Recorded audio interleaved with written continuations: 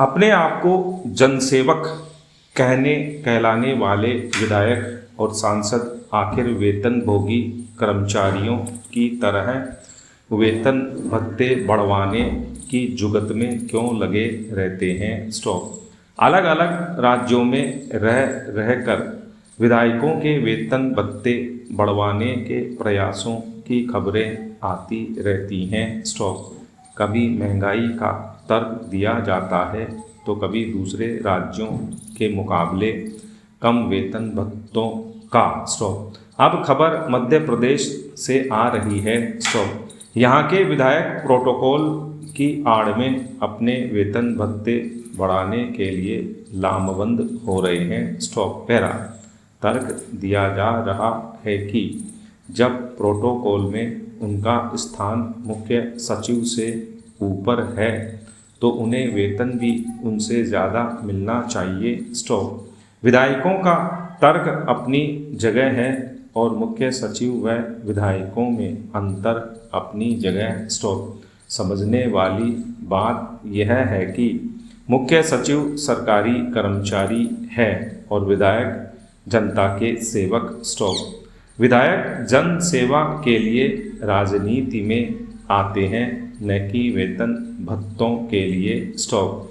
विधायक और सांसद पहले भी चुनकर आते थे लेकिन वेतन भत्तों में बढ़ोतरी कराने की आज जैसी लालसा नहीं थी। स्टॉप। आज विधायक और सांसद सरकारी अधिकारियों के वेतन से अपने वेतन की तुलना करने लगे हैं। स्टॉप। विधायक सांसदों की परिवार के प्रति जिम्मेदारी होती है। स्टॉप। उन्हें भी अपनी मांग उठाने का हक है लेकिन संयमित तरीके से। स्टॉप। इस माह की शुरुआत में दिल्ली सरकार ने विधायकों के वेतन में 67% की बढ़ोतरी की थी। स्टॉप। तर्क था कि उन्हें बाकी राज्यों से कम वेतन मिलता है। स्टॉप। यह सवाल भी विचारणीय है कि आखिर विधायकों के वेतन भत्तों में समानता क्यों नहीं होनी चाहिए। स्टॉप। एक राज्य के विधायक को 1.5 लाख तो दूसरे राज्य के विधायक को 2.5 लाख क्यों। स्टॉप। पैरा। केंद्र सरकार को सभी राज्यों को विश्वास में लेकर सांसदों विधायकों के वेतन भत्तों के लिए समान नीति बनाने पर विचार करना चाहिए। स्टॉप। जिस तरह केंद्र और राज्य सरकारों के कर्मचारियों के वेतन भत्तों और पेंशन में बढ़ोतरी का फार्मूला बना है वैसा ही फार्मूला जनप्रतिनिधियों के लिए भी बनना चाहिए। स्टॉप। इससे जनप्रतिनिधियों को अपने वेतन भत्ते बढ़वाने के लिए प्रयास नहीं करने पड़ेंगे। स्टॉप। साथ ही विसंगति से बचा जा सकेगा। स्टॉप। विधायक सांसदों को सरकारी कर्मचारियों से अपनी तुलना नहीं करनी चाहिए। स्टॉप। विधायक सांसद 5 साल पद पर रहने के बाद ही पेंशन के हकदार हो जाते हैं जबकि सरकारी कर्मचारियों को यह सुविधा नहीं मिलती। स्टॉप। इसके अलावा जनप्रतिनिधियों को आवास, बिजली, पानी, रियायती दर पर कैंटीन तथा यात्रा संबंधी ऐसी कई सुविधाएं मिलती हैं जिनके खर्च का बोझ तो आखिर जनता को ही उठाना पड़ता है। स्टॉप। 13।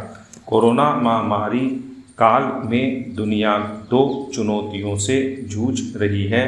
पहली कोरोना वायरस से संक्रमण और दूसरी इन्फोडेमिक अर्थात अत्यधिक और असत्यापित जानकारी। स्टॉप। इन्फोडेमिक को कई विशेषज्ञों ने कोरोना वायरस से भी बड़ा खतरा माना है। स्टॉप। जब लोगों को सही जानकारी नहीं मिलती है तो अफवाहें उनका स्थान ले लेती हैं। स्टॉप। कुछ महीने पहले खबरें आने लगीं कि कोरोना की तीसरी लहर आएगी और उसमें बच्चे अधिक प्रभावित होंगे। स्टॉप।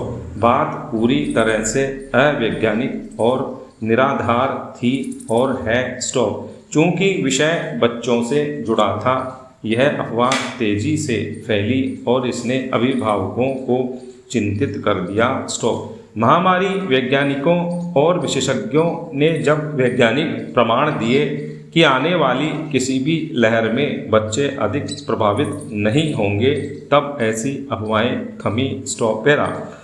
माता पिता की चिंता बहुत कम हुई ही थी कि पिछले दिनों राष्ट्रीय आपदा प्रबंधन संस्थान द्वारा गठित एक विशेषज्ञ समूह की रिपोर्ट का हवाला देते हुए खबर आई कि देश में कोरोना की तीसरी लहर अक्टूबर और नवंबर में आ सकती है। स्टॉप। इस लहर में एक दिन में 4 से 5 लाख प्रतिदिन तक मरीज हो सकते हैं। स्टॉप। रिपोर्ट में स्वास्थ्य सेवाओं, खास तौर से बच्चों के लिए स्वास्थ्य सेवाओं को मजबूत करने की बात की गई। स्टॉप। एक बार फिर सुर्खियां बन गई कि तीसरी लहर बच्चों को प्रभावित करेगी। स्टॉप। पुरानी अफवाहें फिर से तूल पकड़ने लगी हैं। स्टॉप। यह बात पहले भी निराधार थी और अब भी है। स्टॉप। तथ्य यह है कि तीसरी और आने वाली किसी भी लहर में बच्चों को कोई अतिरिक्त खतरा नहीं है। स्टॉप। रिपोर्ट में 4 से 5 लाख केस की बात इस संदर्भ में की गई थी कि सबसे खराब स्थिति में इतने केस आए तो कितने बेड की ज़रूरत पड़ेगी। स्टॉप। अधिकतर विशेषज्ञ मानते हैं कि 1.5 लाख केस आ सकते हैं। स्टॉप। ऐसी ही कई और तथ्यहीन बातें स्कूल खोले जाने के संदर्भ में भारत में फैल रही हैं। स्टॉप। जैसे कि स्कूल खुलने से पहले बच्चों को टीका लगाना ज़रूरी है, जबकि तथ्य यह है कि स्कूल खोलने के लिए बच्चों को कोविड-19 का टीका लगाने की ज़रूरत ही नहीं है। स्टॉप। दुनिया के किसी भी देश में 12 साल से कम उम्र के बच्चों को कोविड का टीका नहीं लग रहा है, लेकिन स्कूल खुले हुए हैं। स्टॉप। 12 से 17 साल में भी सिर्फ उन बच्चों को वैक्सीन की ज़रूरत मानी जाती है जिन्हें पहले से कोई गंभीर बीमारी है, सभी बच्चों को नहीं। साथ ही और बातें याद रखने की है। स्टॉप। जैसे कि बच्चों को गंभीर बीमारी का खतरा बहुत कम है और स्कूल खोलने से खतरा नहीं बढ़ता है। स्टॉप। 6 से 12 साल के बच्चों को सबसे कम खतरा है। स्टॉप। इसलिए प्राथमिक स्कूल पहले खोले जाने चाहिए। स्टॉप। भारत महामारी से लड़ रहा है। स्टॉप। ऐसे में सभी स्तर पर भ्रांतियों को रोकने की ज़रूरत है। स्टॉप। सरकारों को भ्रामक और गलत खबरों का तत्काल खंडन करना चाहिए। स्टॉप। लोगों तक तथ्यपरक जानकारी पहुंचाने की भरसक कोशिश करनी चाहिए। स्टॉप। किसी भी रिपोर्ट की गलत व्याख्या से बचने के लिए आम आदमी की समझ में आ सकने वाली भाषा में सारांश उपलब्ध कराया जाना चाहिए। स्टॉप। मीडिया को भी महामारी से जुड़े हुए मसलों पर सनसनीखेज सुर्खियों से बचना चाहिए और तथ्यपरक शीर्षकों पर ध्यान देना चाहिए। स्टॉप। लोग सोशल मीडिया की बजाय विश्वसनीय सूचना स्रोतों से जानकारी प्राप्त करें तो बेहतर होगा। स्टॉप। महामारी अभी ख़त्म नहीं हुई है। स्टॉप। कोरोना वायरस कहीं नहीं गया है। स्टॉप। ऐसे में अफवाहों को फैलने से रोकने के प्रयास भी होने चाहिए। स्टॉप। केंद्र और राज्य सरकारें विषय विशेषज्ञों और नीति निर्माताओं को अफवाहों से लड़ने की एक सुदृढ़ योजना बनानी चाहिए।